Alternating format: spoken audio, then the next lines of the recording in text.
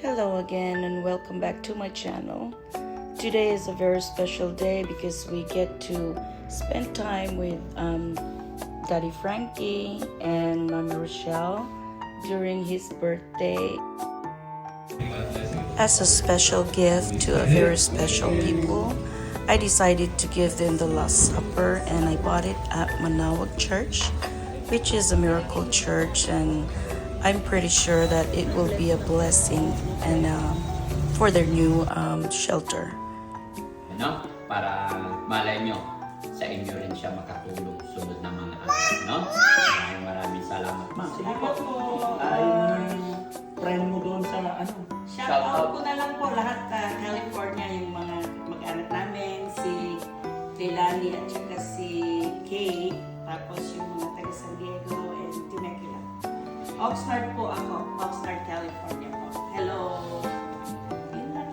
Yun. Sa lahat ng mga kababayan natin dyan sa California, mabuhay po kayo. Ayan, Salamat po. At sana po mag-iingat kayo parati. At syempre, alam ko maraming followers ang Team Daddy Frankie kahit saan man sulok ng mundo. At ako'y nagpapasalamat talaga sa suporta ninyo. Nawa po, hindi kayo magsawa na sumuporta para lumawak pa, lumawig pa yung pagtulong natin. No? Okay, honey. Shout out po sa mga taga-California dyan. So, yun. Ingat po kayong lahat. God bless po sa lahat. Thank you po. Salamat po. Thank you po.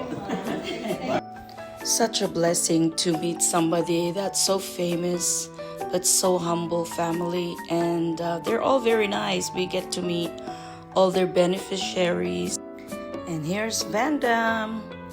He's such a sweetheart. He's very jolly and entertains us very well. He loves to talk, and especially if you're talking about the U.S., everything about the U.S., he's on for it. He's very funny. I really like this guy.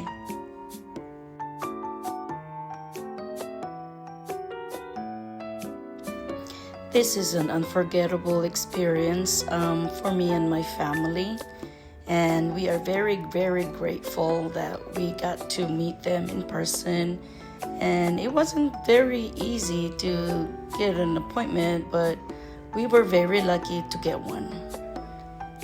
Well, have a wonderful day, and I'll see you again on my next trip. Bye.